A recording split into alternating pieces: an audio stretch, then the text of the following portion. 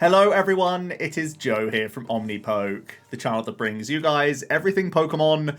Today we are looking at Darkrai VSTAR from Astral Radiance. It's a throwback to an old Darkrai EX where you're looking to flood your board of energy cards thanks to a few new pieces that we get from Astral Radiance. Its own V-Star power is helpful as well, and we're using the Moltres package in here, which has been very successful pre-Darkrai. Now we're going to try and incorporate it alongside this new V-Star Pokemon. So let's have a look at the main man first of all. 270 hit points, Dark typing with weakness to Grass, which may be becoming more relevant now in the format thanks to Gardenia's Vigor, the supporter card that helps accelerate Grass. So we're going to have to wait and see how good or bad that weakness is. Bear in mind though, whenever you're talking about V-Stars, even when things are hitting you for weakness, they're not exactly up trading if they're using V Pokemon, so you're still doing 2 for 2 prize trades, so it's not really that big of a deal in some cases. But we do have this Dark Pulse attack, which we are trying to build our deck around somewhat. We have 2 colorless in the attack cost, but we're playing purely darkness energies here because the Dark Pulse does 30 plus 30 more for each dark energy attached to all of your Pokemon. So that's going to be the aim of the deck, just get as many into play as possible because we're doing 30 plus 30 for each. So it's kind of slow off the mark, faster than you may think, but we do have some other sort of early game attacking threats, and we're hoping that Darkrai towards the late game, thanks to lots of dark patching and a slow accumulation of Dire Flame Wings and such, we should have a good amount of energy around the board to at least knock out V-Star Pokemon in one-hit KO, and possibly even some V-Maxes. Of course, we are a Dark-type Pokemon, so naturally we should be hitting very reasonable numbers into Mew. So that's at least going for us. And we have this star power called Star Abyss.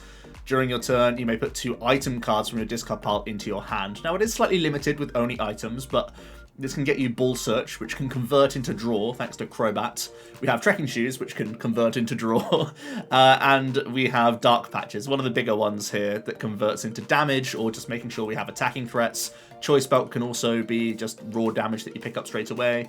And we are playing 1 copy of Scoop Up Net. It's a pretty handy card to reuse, maybe with the likes of Radiant Greninja, pick it up, put it back down, reuse its ability. Same can be said for Pumpkaboo, possibly even things like Manaphy or Pumpkaboo if they are getting hit with quick shooting from opponents to try and deny easy yoga loop strategies. So I think it's important to play at least 1 Scoop Up Net.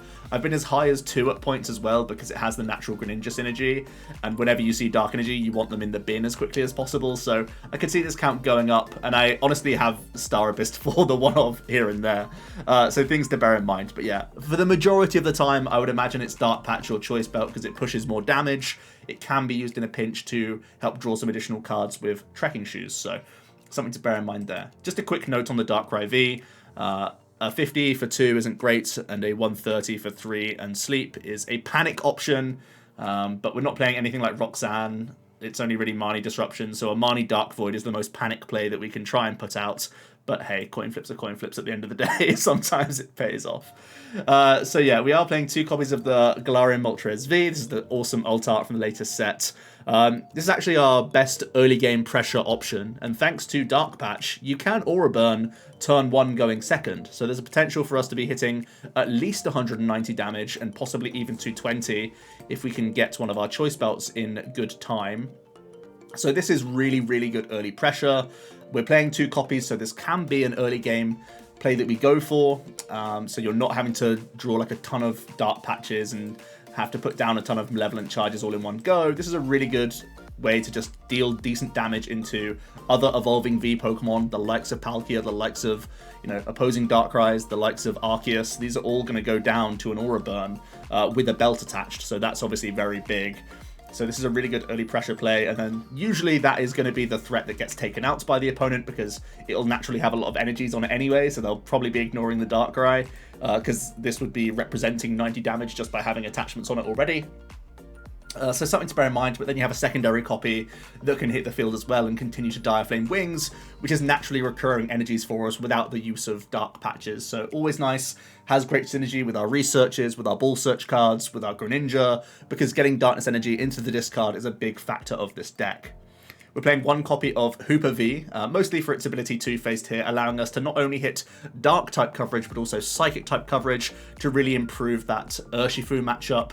So we are playing the Hoopa as well as the Manaphy. Manaphy not only good for Urshifu, but also for Radiant Greninja being played in Palkia players' lists, will very aggressively try and attack with the Greninja. So having a Wave Veil there is also a helpful option. Just a quick refresher, the Moonlight Shuriken does 2 90 damage pokes wherever you want. So denying that from Palkia is very helpful. Because they can easily set up like double V-Star and make it much easier for Palkia to take like KOs on your Darkrai's, so something to bear in mind there. But the Hoopa Manaphy package should also be plenty for Urshifu matchups, I would imagine. We have the Pumpkaboo for a Bull searchable way out of path, because we are very ability reliant. We have the Moltres going the entire time. A big part of our draw engine is Greninja, which does get shut off because it does have a rule box. And of course our own V-Star power and such, so you really want to have this, and of course Crobat is a big part of our draw, so having a Pumpkin Pit option as well as 2 Training Courts should give us some good coverage against Path to the Peak, which is important. Galarian Moltres offers Malevolent Charge for early damage pressure, which is fantastic. Whenever you see this card, you're happy to put it down with a couple energy cards, always good news. But it's, of course, a late game bomb as well, and can try and skew that prize race. So we're not just throwing 2 prizes at the opponent, we try and make that awkward map, at least in the late game, where it can do, again, substantial damage, even when you don't necessarily have a ton of energies around your board. Couple Crobats in here for drawing cards in the openings. Like I said, pressure plays with Aura Burn are really helpful. So trying to get that off is going to be great. And the Radiant Greninja is the other part of our draw engine. With that ability Concealed Cards, it fits really nicely into the deck because we're getting Darkness Energy in the bin for our Moltres and our Dark Patches to reload them into play, whilst also drawing us cards, which is fantastic. So we should be seeing a huge number of cards even when we are player 1 going first, because you have Crobat, Greninja, and lots of like Trekking Shoes and such, so going to be nice. You can see this is a very simplistic item line. We're playing 4 ofs of Quick and Ultra Ball. They have that dark discard synergy that we're looking for in the deck, as well as finding pretty much everything for us. We have the Trekking Shoes, new card from Astral Radiance that can look at the top card of your deck. If you want it, you keep it. If you don't, you discard it. So again, it's helpful for filtering out things that you don't necessarily need to draw, whilst also having discard synergy for Dark, which is great. And at minimum, if you see cards you like, you keep them, so that's great news. Yeah, Dark Patch is kind of the main focus point of the deck, where you're going to try and use this up to 6 times if you Star Abyss 2 more back. So yeah, just a big way that we can maintain our attackers, of course, but also just keeping that damage in that sort of high 200 range at best, really. That's what we're looking for.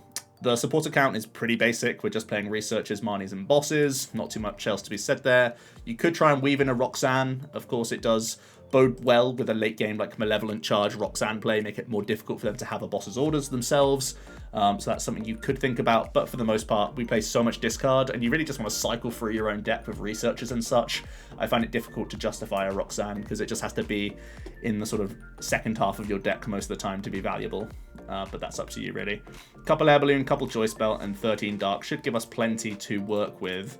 So let's get onto the ladder and play some Turbo Dark. I am a fan of the deck. I think it's going to be relatively strong. It's one of these decks that I think is very good at putting pressure on the opponent, capitalizing on weaker hands from their side, and just being a relatively consistent deck that can beat stick.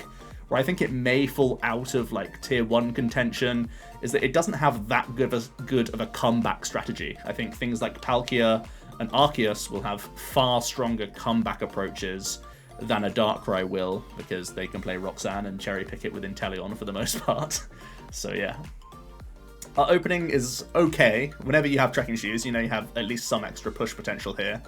And we are going to be going first against an Arceus, which is fantastic. Our priority is going to be getting into a Moltres, I think, so that we can try and knock out this Arceus turn 2. So we're going to do this. We're going to go ahead and grab Greninja, first of all, because it's representing a good amount of cards here. Then we'll choose. Do I want this? Yeah, we'll keep this. Let's Greninja. It was kind of a risky keep, but we do get a little bit rewarded. I think if I just go Ultra away Boss Net here, I should be fine. And we can Crobat for some cards now.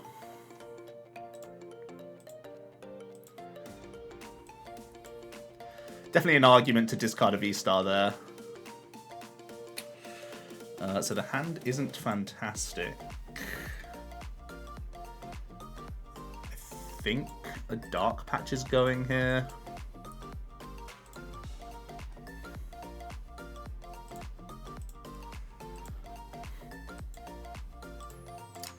And we'll Dire Flame Wings and Patch and pass. No, we'll just Dire Flame Wings and pass. Yeah, seems fine. We are pretty weak to a path coming down against us. But it would be blocking their own Star Birth, so I don't think it's likely.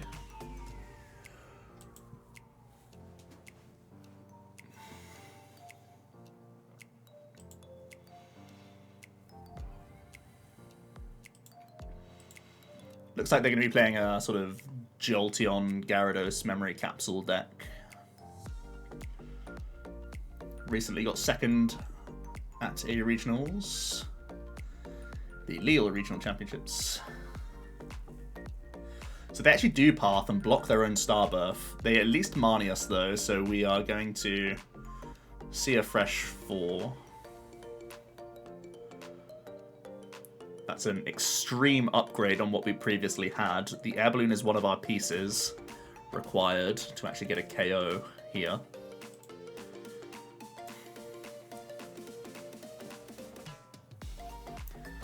They attach active. And they're going to pass, okay. Pumpkin Pit is also great. Because now it means I can Dire Flame Wings. I think I'll research first. For the Greninja. We do hit Choice Belt, so we're getting a KO here. Fantastic news. It's Greninja. So Hoopa not looking great this game. Manaphy also not looking great. Let's discard those guys. Let's make another Darkrai.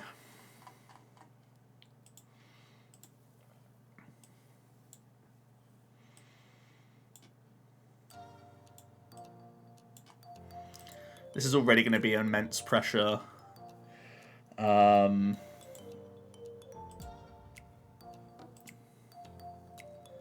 I'm just debating whether it's worth me grabbing any cards to hand now. Off the Star Abyss. I can see myself going 1 Patch, 1 Trekking Shoes, just to be a bit safer against hand disruption. They're basically never cards I don't want in my hand, so I can see myself doing this proactively, just to play around any more path that could come down from them. They're likely playing 3 paths, right? It's Aura Burn.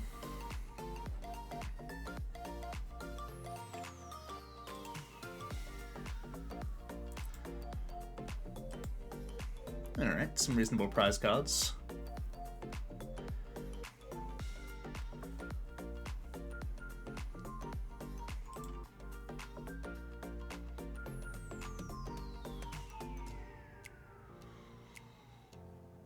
Send a Bidoof our way.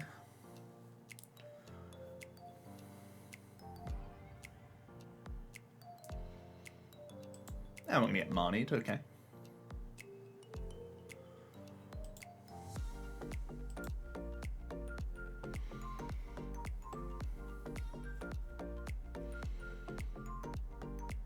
They are able to get into their barrel. They do play a path down.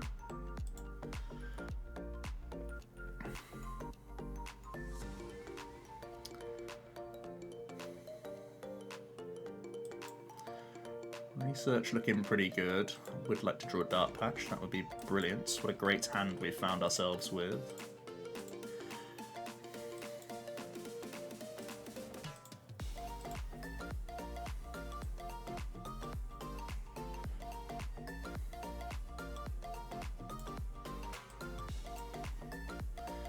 gonna spread our energies around.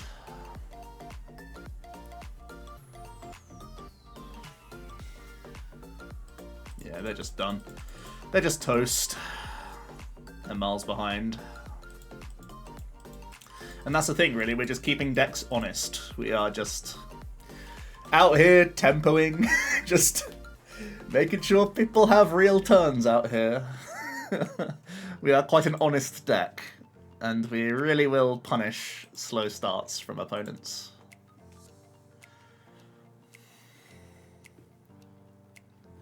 It's a very strong opener for us with our Ball Search.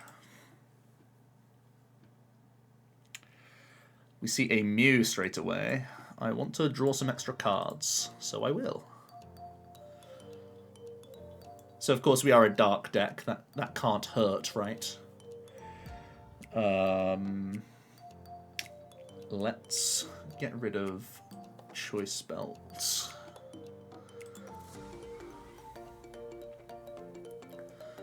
So we have second Molt. So I think it's just discard this, because I only need one, right? And it's even not that good if I leave Manaphy as our one prizer.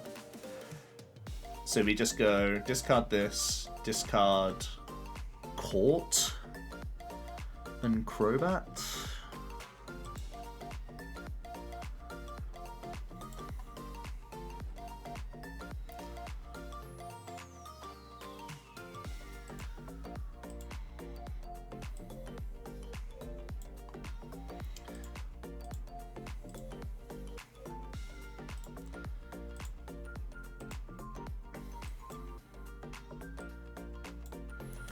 So I get to see an extra card if I play the patch now. So I think it's reasonable. We have lots of ways to discard more dark energies.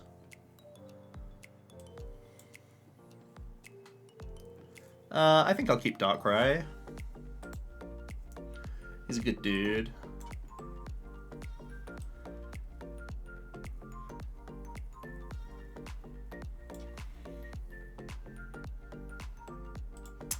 Alright.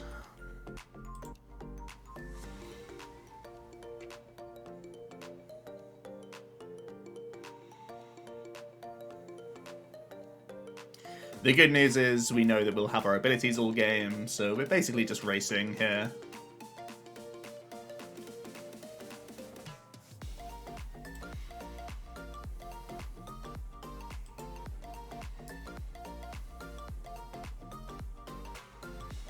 And hey, turbo's in our name, so we must be fast, right?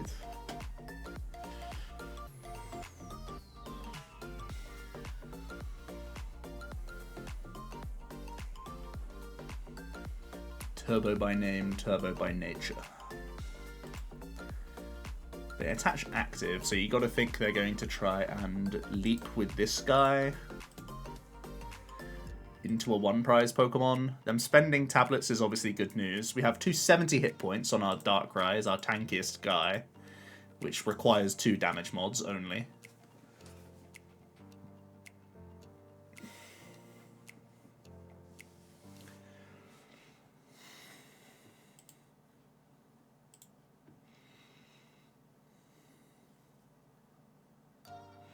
So they miss the attack altogether by the looks of things, unless they have more switch plays.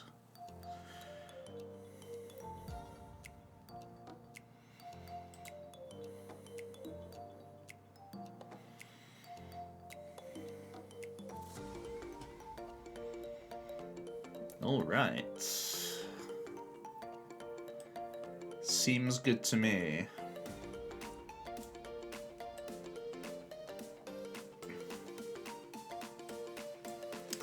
We're just gonna play the Marnie here.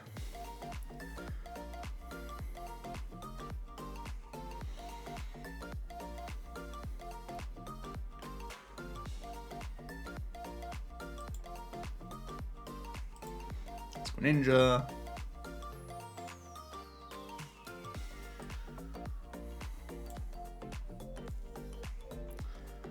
Feels like now might be a good time to grab a couple cards.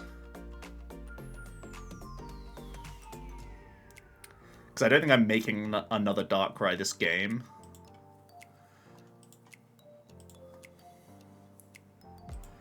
We'll just make sure we have more going on for us. Let's discard this.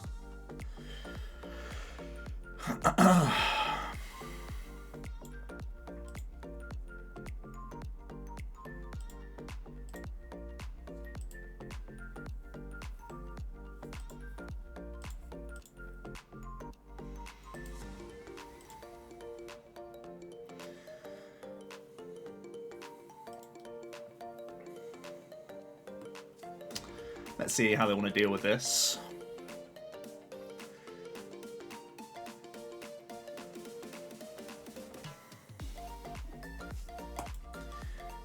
It should be tough for them to take out 3 2-prize Pokemon whilst leaping, and that's pretty much what they have to be doing here.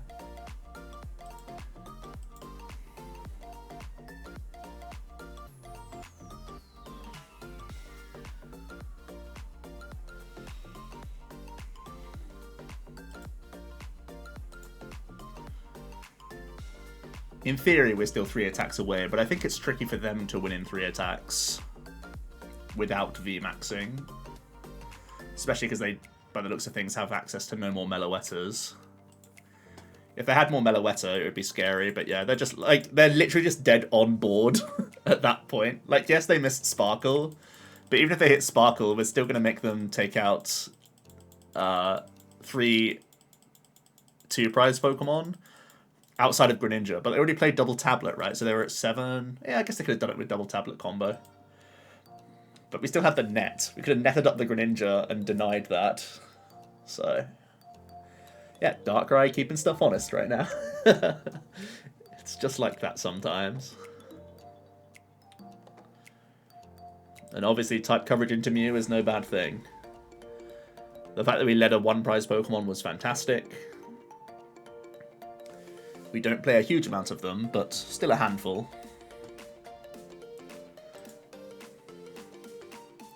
Let's get one more game in. Not before talking, though, about the lovely Potown store, where you can go ahead and get Astral Radiance stuff, as well as all the other sets in Standard. So make sure you go ahead and check them out for all your PTGO code needs. Now let's jump back into a pretty rough opener for us, actually.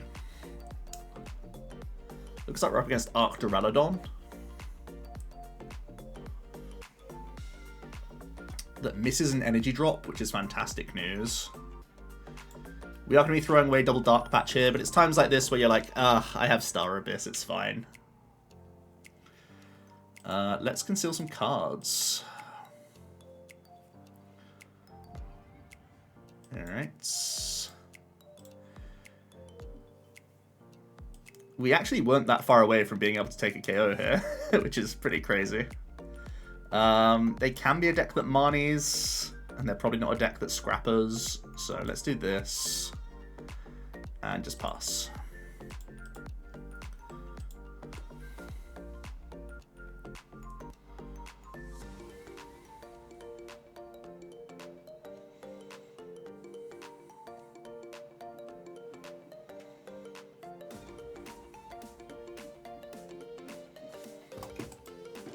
Big Charm the bench and not the active. That's good news for us.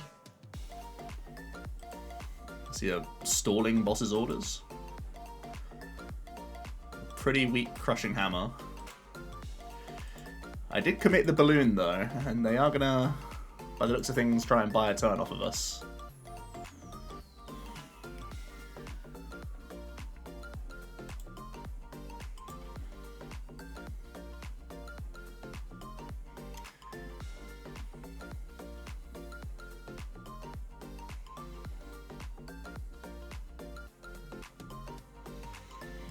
Alright, it's looking pretty reasonable. Start off with some concealment. Let's go shoes. Let's pitch that. Quick ball looks good. They left themselves with no draw supporter, which is pretty spicy. The 270 hit points is going to be big here, so we want to make sure... Well, our other V-Star's actually down, so I guess we're doing this. Working towards just one Air Balloon ain't great.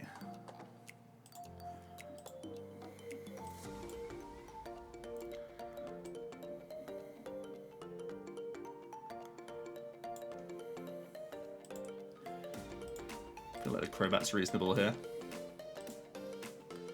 Because we're working towards one card in the deck.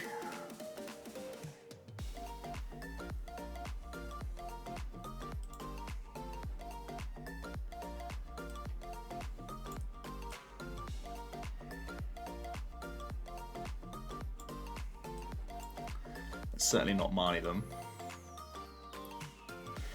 We hit the balloon, so I can hit with Molt this turn, which is looking pretty good.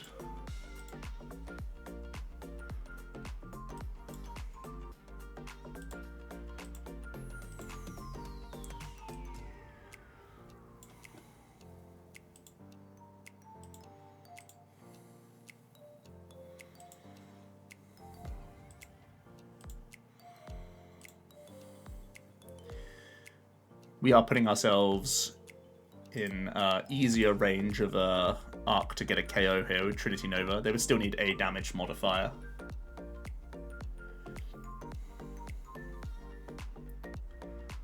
Gonna see the research, okay.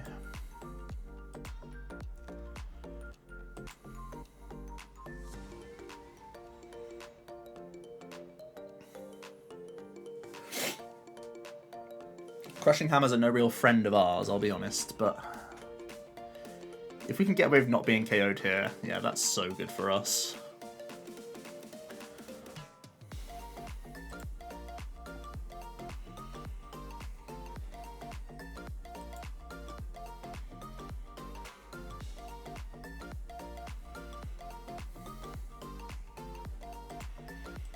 Let's start with this.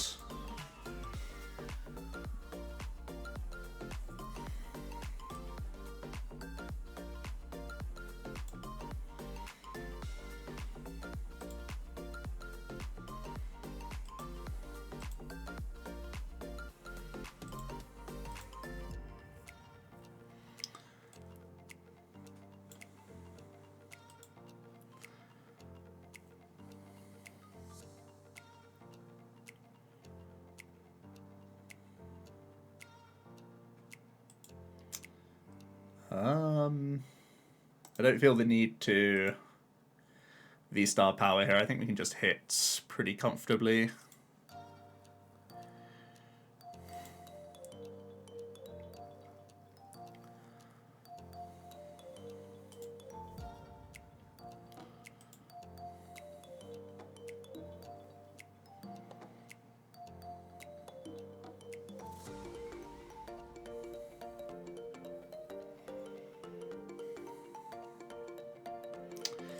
I definitely could have Training Courted there.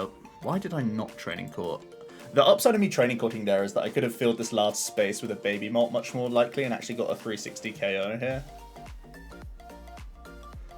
Probably was the play, to be honest with you.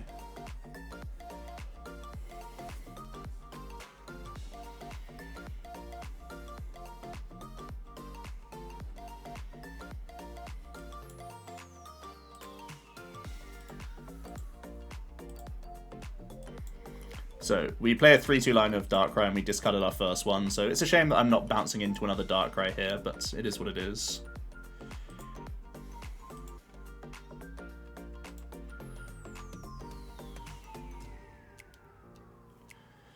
That's some really good draws.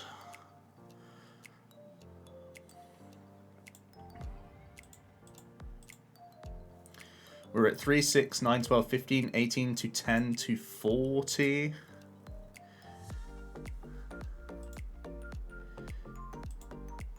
To 70, 300, 330. So I can boss KO this.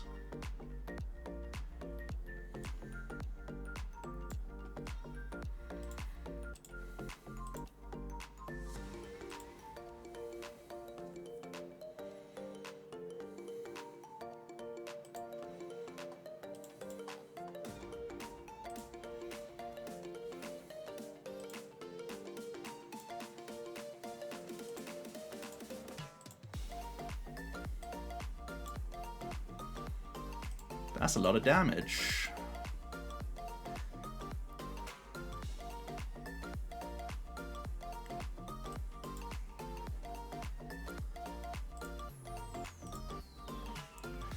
That is a lot of damage.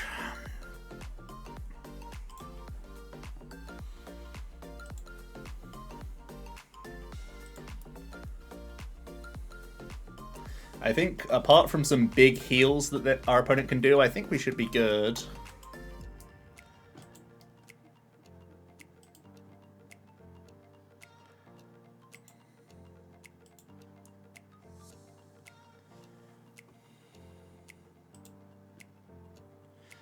We're pretty much at the bottom of the deck anyway, so this is fine.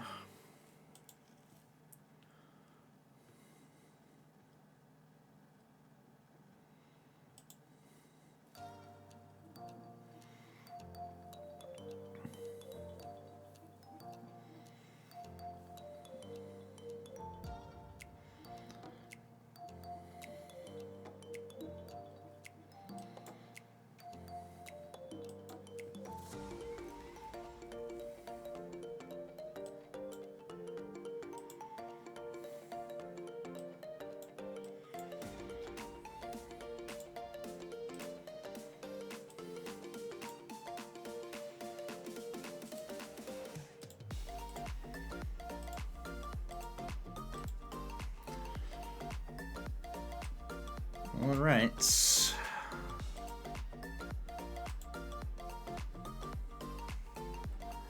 Let's see what heal he plays, and if it's enough.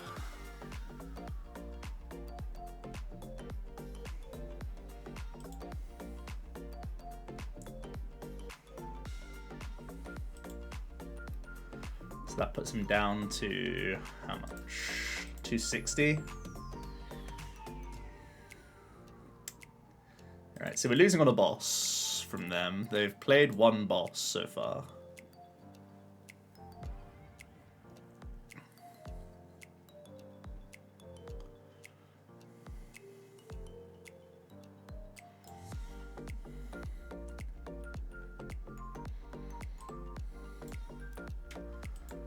The absolute worst top decks in the deck, I think.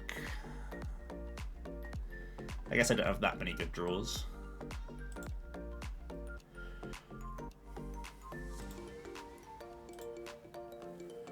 Let's see if they have boss's orders.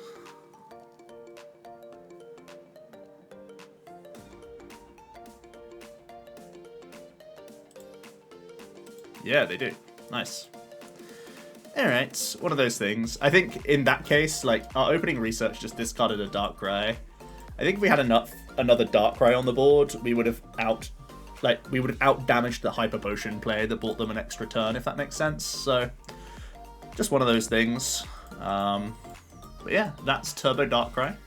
Pretty solid deck. Again, keeps people honest. We dug to the bottom of our deck like most games. We got to 330 damage on one of the games as well, which is a good sign, right? I know it's Arc Duraludon, which is kind of a slower deck, but given time, you can build some big boards. So yeah, let me know what you guys think about the deck list and the archetype itself. Is it going to reach the lofty heights of Tier 1 just by being consistent? Or is it going to sit around that sort of Tier 2 or lower range? I'd love to hear your thoughts down below. Thanks so much for watching, and I'll see you in another video tomorrow. Cheers.